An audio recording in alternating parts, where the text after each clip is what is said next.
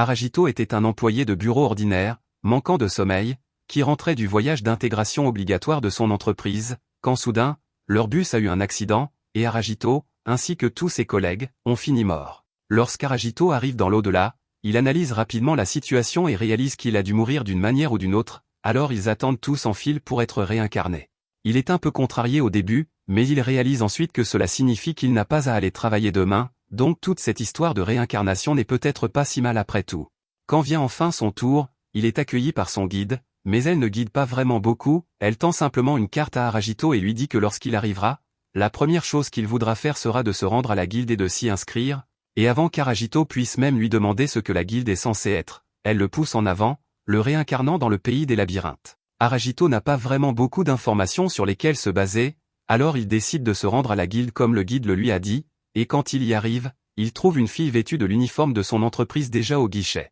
Il se souvient qu'elle était dans le même bus que lui, et elle est apparemment ici pour s'inscrire comme lui. Elle s'appelle Suzuna, et après avoir été évaluée, on lui a attribué le rôle de prêtresse. Elle remercie la réceptionniste pour son aide et s'apprête à quitter la salle de la guilde, mais à ce moment-là, une fille se place devant elle pour attirer son attention. Suzuna lui demande si elle a fait quelque chose de mal puisqu'elle est nouvelle en ville, mais Alicia le savait déjà parce que quiconque s'inscrit à la guilde pour la première fois doit être un nouveau venu qui vient d'être réincarné ici. Elle dit à Suzuna qu'elle n'a rien fait de mal, c'est juste qu'Alicia cherche actuellement quelqu'un pour agir comme arrière-garde dans son groupe parce que son métier d'avant-garde a un petit défaut. Les autres à la guilde remarquent tous qu'Alicia essaie de recruter un autre nouveau venu, et ils commencent à parier sur combien de temps Suzuna tiendra avant de laisser tomber Alicia, car tant qu'Alicia aura ce handicap, elle n'ira jamais loin. Aragito entend tout ce qu'ils disent, mais il ne sait pas ce qu'ils veulent dire par là. Alicia continue de supplier Suzuna de rejoindre son groupe, et à sa surprise, Suzuna accepte effectivement de la rejoindre. Alicia s'attendait à moitié à ce qu'elle s'en aille après avoir entendu les rumeurs,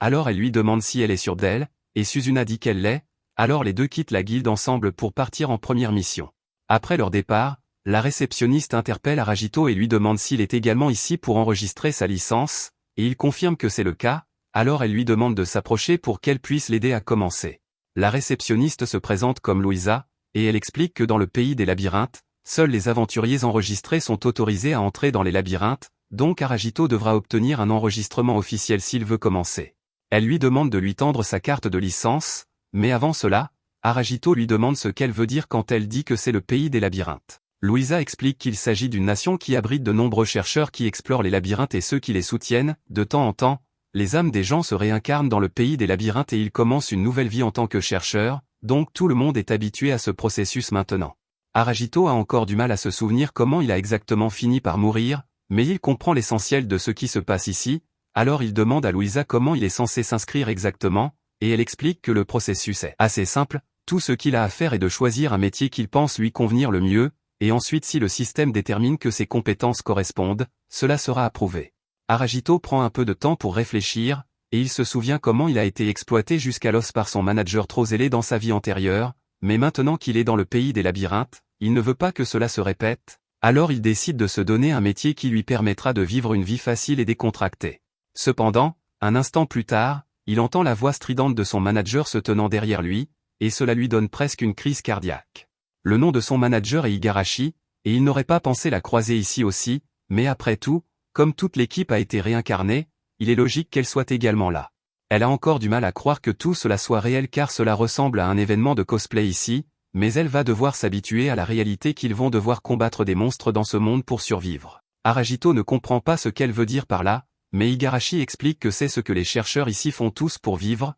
donc ils vont devoir faire de même. Elle demande ensuite à Aragito s'il a déjà choisi un métier, et Aragito a un mauvais pressentiment à ce sujet car avec sa personnalité autoritaire, elle va probablement essayer de le pousser à prendre un métier qui l'arrange. Alors il change rapidement de sujet et lui demande quel métier elle a choisi pour elle-même. Igarashi est un peu contrarié par le fait qu'Aragito lui parle encore si formellement ici alors qu'elle n'est plus sa patronne et qu'elle espérait qu'il pourrait avoir une relation plus égalitaire, mais elle explique qu'elle a choisi le métier de Valkyrie et que apparemment cela signifie qu'elle pourra utiliser de la magie spirituelle. Aragito dit que cela semble être un métier assez impressionnant, et Igarashi continue d'expliquer que dans un groupe, l'un des facteurs les plus importants est le nombre de tâches qui peuvent être réparties entre les membres du groupe. Aragito remercie Igarashi pour les informations utiles et dit qu'il va choisir un métier qui sera utile pour ses futurs coéquipiers, mais Igarashi est choqué de l'entendre parler ainsi, elle espérait qu'il voudrait former un groupe avec elle, Mais l'idée de s'associer avec elle ne lui a clairement même pas traversé l'esprit, et Igarashi est déçu par cela. Pourtant, elle ne laisse pas paraître sa déception et dit au revoir pour l'instant. Alors qu'Igarashi s'éloigne, Aragito réalise qu'elle semblait un peu différente de la façon dont elle agit habituellement avec lui, mais il attribue cela au fait qu'elle soit simplement secouée par toute cette histoire de réincarnation. Juste à ce moment-là, Louisa demande à Aragito s'il est prêt à choisir son métier, mais il n'a toujours aucune idée de quoi choisir, alors elle décide de lui expliquer un peu plus les métiers. Elle dit que le métier de chercheur affecte directement ses points de contribution, et les points de contribution sont essentiellement un indicateur de la quantité qu'un membre du groupe contribue à la performance globale de l'équipe, y compris tuer des monstres, trouver des trésors et sauver des coéquipiers. Le nombre de points que vous avez détermine votre place au classement, ce qui détermine à son tour votre statut dans le pays des labyrinthes. En substance, cela détermine si vous mangez bien ou si vous devez dormir dans une étable la nuit, donc c'est assez important. Aragito ne veut pas finir dans une étable, alors il veut choisir quelque chose qui est très demandé. Il se souvient qu'Alicia cherchait une arrière-garde, alors il demande à Louisa si les arrière-gardes sont demandées, et elle lui dit qu'elles le sont certainement parce qu'elles soutiennent le groupe par l'arrière et sont vitales pour les taux de réussite des missions. En entendant cela, Aragito décide d'écrire arrière-garde comme son métier, mais il ne réalise pas que arrière-garde n'est qu'un nom général pour les métiers de soutien, donc quand Louisa voit qu'il a effectivement écrit arrière-garde, elle est désemparée car elle n'a jamais vu cela arriver auparavant, et elle n'a aucune idée de ce que seront les capacités d'Aragito non plus, donc elle déteste dire cela, mais elle dit à Aragito qu'il va probablement avoir du mal à former un groupe. Elle se sent un peu responsable de la situation d'Aragito puisqu'elle ne lui a pas bien expliqué les choses, donc pour l'aider un peu, elle lui donne des tickets de mercenaires à utiliser jusqu'à ce qu'il comprenne quelles sont ses forces et ses faiblesses. Sur sa carte de métier, il voit qu'il a un large éventail de compétences dans lesquelles il peut se spécialiser, allant du soutien défensif et du soutien offensif jusqu'au soutien de récupération. Toutes les compétences semblent assez utiles, mais ce qui intéresse le plus Aragito pour l'instant est d'augmenter sa défense, et après avoir testé le soutien défensif, il pense à se spécialiser dans le soutien de récupération pour pouvoir soigner, mais après avoir réfléchi un peu plus, il décide de reporter cela car il ne sait pas s'il existe des potions ou d'autres méthodes de guérison.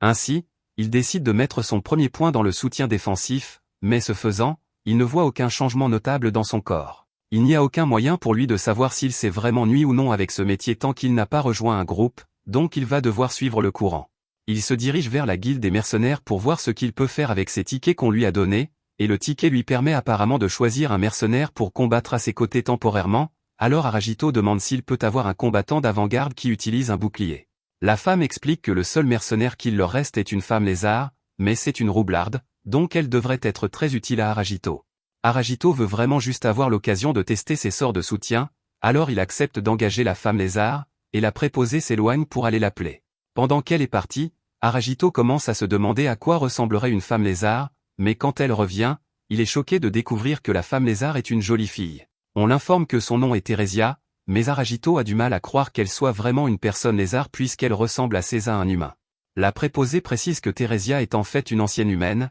mais cela ne fait qu'embrouiller encore plus Aragito, alors elle explique qu'un demi-humain est ce qu'un humain devient s'il est tué par un monstre dans le labyrinthe. Cependant, dans certains cas, il est possible de le ramener à sa forme originale par la suite, ce qui est arrivé à Theresia. Même si sa forme a été restaurée, il n'est pas possible de communiquer avec elle, et elle n'est capable que de suivre les ordres qui lui sont donnés dans cet état. Aragito est un peu dérangé par tout cet arrangement, mais il n'a pas beaucoup de choix s'il veut progresser dans ce monde, alors il se présente à Theresia et lui dit qu'elle travaillera avec lui pour l'instant. Il se sent mal de faire combattre une petite fille comme ça pour lui, alors il veut trouver les monstres les plus faibles possibles pour pouvoir tester ses sorts de soutien, et après cela, il arrêtera pour la journée. Alors qu'il arrive à l'entrée du labyrinthe, un groupe de chercheurs remarque qu'il est un nouveau venu et viennent dire bonjour. Le chef du groupe s'appelle Rebo, et il explique que leur groupe travaille comme équipe de secours en labyrinthe. Essentiellement, chaque fois que quelqu'un est blessé dans le donjon et ne peut pas bouger, ils sont envoyés pour l'aider à s'échapper, mais ils ne peuvent pas être partout à la fois, donc il rappelle à Aragito qu'il doit faire très attention là-dedans. Aragito demande si c'est vraiment si dangereux dans le donjon, et Rebo lui dit qu'il n'a probablement rien à craindre puisqu'il a un mercenaire avec lui, donc tant qu'il ne cible pas des monstres au-dessus de son niveau, il devrait aller bien. Cependant, il précise que si Aragito venait à croiser un monstre nommé, il devrait s'enfuir immédiatement car il n'a aucune chance de battre une chose pareille. Aragito le remercie pour l'avertissement et promet de garder cela à l'esprit en entrant, et une fois qu'il franchit le seuil du labyrinthe, lui et Theresia se retrouvent dans une vaste plaine ouverte. Il ne tarde pas à croiser un monstre là-bas, et comme il ressemble à une boule de poils inoffensive, Aragito ne pense pas que ce soit une grande menace, mais Theresia, elle, est bien consciente de la dangerosité de cette chose, donc au moment où elle s'apprête à attaquer, elle saute devant Aragito et la bloque pour lui. Cela lui enlève une bonne partie de sa vie, et Aragito est choqué quand il voit cela parce qu'il n'aurait jamais imaginé qu'un monstre de niveau 1 soit aussi fort. Le monstre attaque à nouveau, donc Theresia bloque son coup encore une fois, mais elle ne pourra pas tenir beaucoup plus longtemps,